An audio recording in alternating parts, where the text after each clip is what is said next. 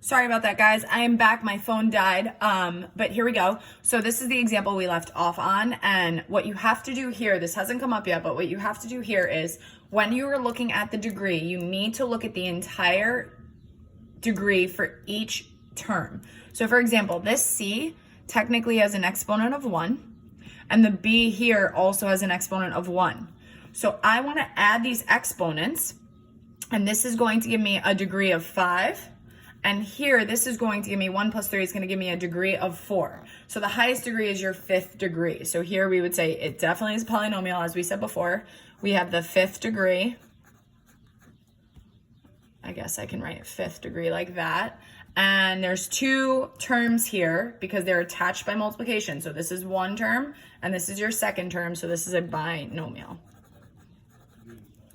Okay, so that handles classifying by degree and terms. For example 3 and 4, we're going to look at adding and subtracting polynomials, and this is pretty simple. It's just a matter of really combining your like terms. So we can do this vertically or horizontally. I typically like to do it horizontally, but I will show you both methods. So we're going to start with the horizontal. Basically what you want to double check is, do I have anything outside of the parentheses to distribute? I have this quantity plus this quantity. Technically I can put a 1 there.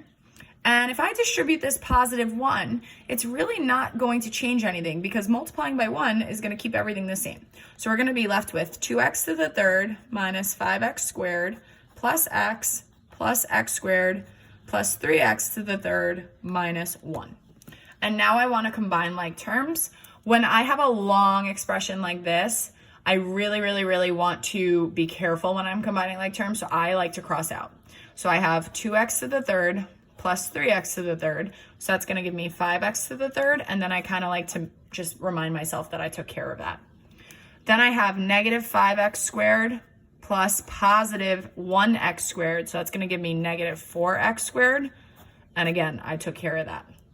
Then I just have positive x with no other like term. So I'm going to have plus x, took care of that. And then at the end, I have minus 1. So I took care of that. And that is how you add polynomials. In this case, we're adding 2 trinomials to be really specific.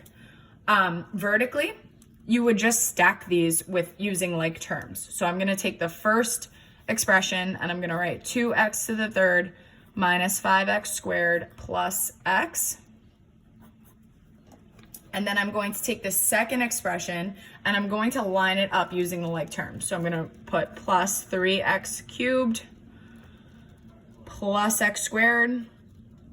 I'm not going to put anything under the plus x because there is no like term for x. So I'm going to take the negative 1 and put it at the end. And then I'm going to draw a line and I'm just going to combine my like terms vertically. So it's going to give me 5x cubed minus 4x squared plus x minus 1. And you'll notice that for both we get the same answer. Again, typically we like to use the horizontal method, and you'll see why here. But again, you can use either. For subtracting, I'm going to follow the exact same process, but this time I'm going to have a negative 1 outside of the parentheses. And this negative 1, when I distribute it, it's going to change the sign of everything in this second quantity. So I'm going to start with the horizontal. Nothing's going to happen with the first parenthesis, so we can take away those parentheses, and we're left with 4x squared minus 3x plus 5. But now when I distribute that negative 1, I'm going to get negative 1 times 3, which is negative 3x squared, negative 1 times negative x, which is positive x, and negative 1 times negative 8, which is positive 8. And then again, I just need to combine my like terms. I have a 4x squared and a negative 3x squared, so it's going to leave me with 1x squared. Took care of those. I have a negative 3x and a positive x, so that's going to give me negative 2x, and I took care of those. And then I actually have 2 constants this time that I can combine, and that's going to give me plus 13.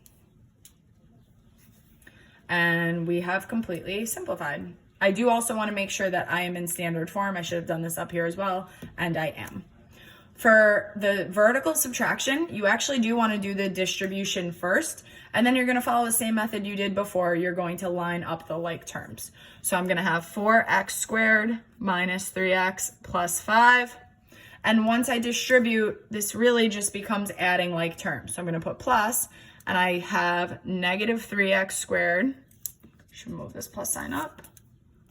I have negative 3x squared, I have positive x, and I have positive 8. Draw the line, and that gives me x squared minus 2x plus 13.